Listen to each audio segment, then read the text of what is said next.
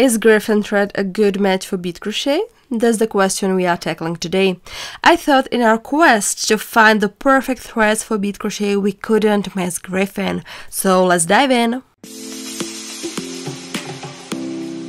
Hey, it's Daniela and welcome back to another video. Today we are getting hands-on with Griffin thread. I was deciding whether to go for the 0.4mm or 0.5mm diameter thread, and I settled on 0.4mm. I got myself this large cone spool, which makes a lot of sense from a cost perspective.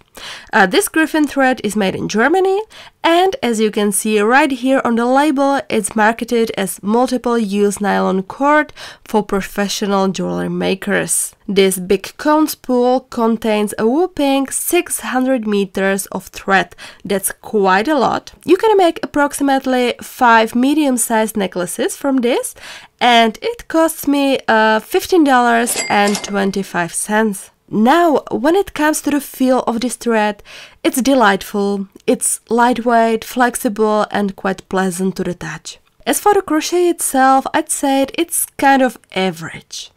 It's quite slippery, it bothers me a bit, but some people may not mind it at all. It's my personal preference. The loops are nicely visible, but here's the twist. This thread easily separates into smaller strands, and my hook occasionally gets caught. It's a bit frustrating because it slows me down. I mean, we all want our work to be as smooth as possible, right? I have used 11 beads and a 0.5mm hook, and as you can see, the results aren't too shabby. The thread is slightly visible between the beads.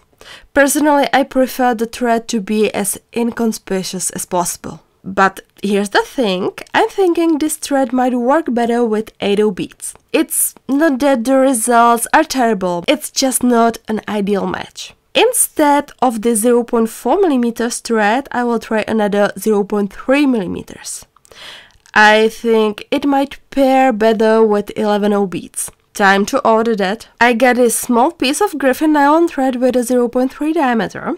The store where I ordered it didn't have whole spools. They sell it by the meter, which is absolutely fine for testing. Let me give you a closer look. As you can see, it's incredibly thin. Now for comparison, let's grab the 0.4mm Griffin.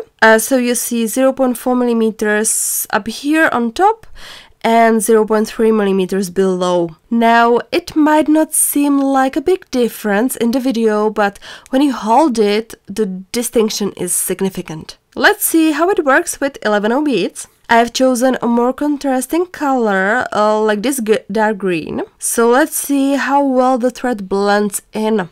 Hopefully it won't be too noticeable.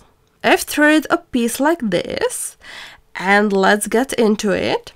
Starting with a magic ring and a few initial rows without beads. I crocheted the first row with beads. There are 10 beads in a single row. The work with this thread seems quite promising. I believe the result will turn out beautifully. But there's a catch. It's just 0.3mm. The work is extremely tiny. As you can see, it's like working with miniatures. 10 beads in a row, and it's very small compared to my nail. It's generally tiny, so I wouldn't recommend this thread to someone just starting with bead crochet. For beginners, it can be pretty challenging to handle these tiny loops. But if you've got some experience with crocheting smaller items, you should manage just fine. At the same time, again, the thread is very shiny, so the beads slide on the thread a lot. That slows me down because I have to keep pushing the beads up. I've crocheted a few more rows and we'll see how it looks. So here's a longer piece. I'm pretty happy with how it's turning out. The thread is almost invisible. If we used a thread that matches the bead color, you wouldn't see it at all. It would be incredibly subtle, so totally cool. The individual loops look great, well formed and visible. All in all, it's looking pretty fabulous. So yeah, 0.3mm Griffin, it's a good choice for me. Wrapping it up, There are some pluses and minuses to this thread.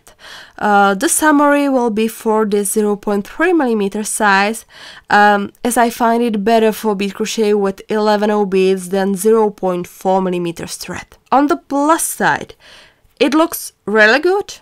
The thread is almost invisible between the beads. It works well, relatively well. As for the downsides, that slippery nature of the thread gets on my nerves a bit.